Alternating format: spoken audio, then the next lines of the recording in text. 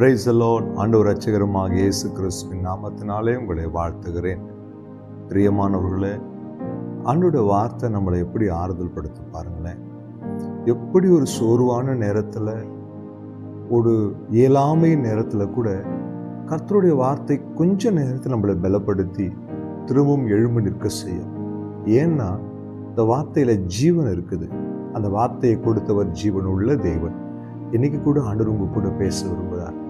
ஏசாயா 54 அதிகாரம் 10 மலைகள் விலகினாலும் பர்வதங்கள் நிலை பெயர்ந்தாலும் என் கிருபை உன்னை விட்டு விலகாமலும் என் சமாதானத்தின் உடன்படிக்கை நிலை பெயராமலும் இருக்கும் என்று உன்மேல் மனதுருகுகிற கர்த்தர் சொல்லுகிறார்.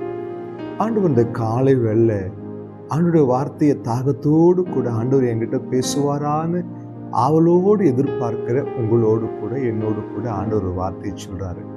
மலைகள் விலகினாலும் பர்வதங்கள் நிலை பெயர்ந்தாலும்.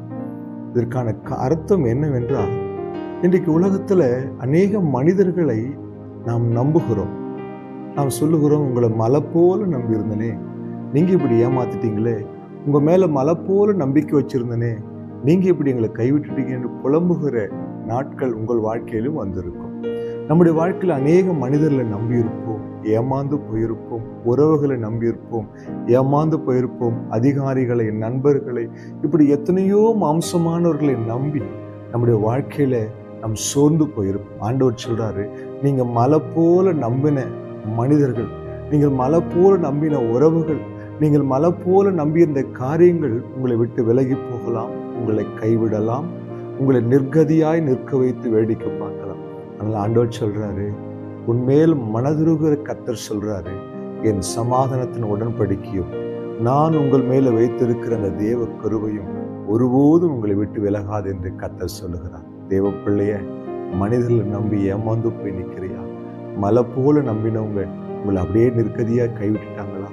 என்னுடைய வாழ்க்கையில எனக்கு கொடுத்த ஊழியத்துல எத்தனையோ நேரம் பிடிப்பட்ட அனுபவத்தின் வழியால் நான் நடந்து வந்திருக்கிறேன்.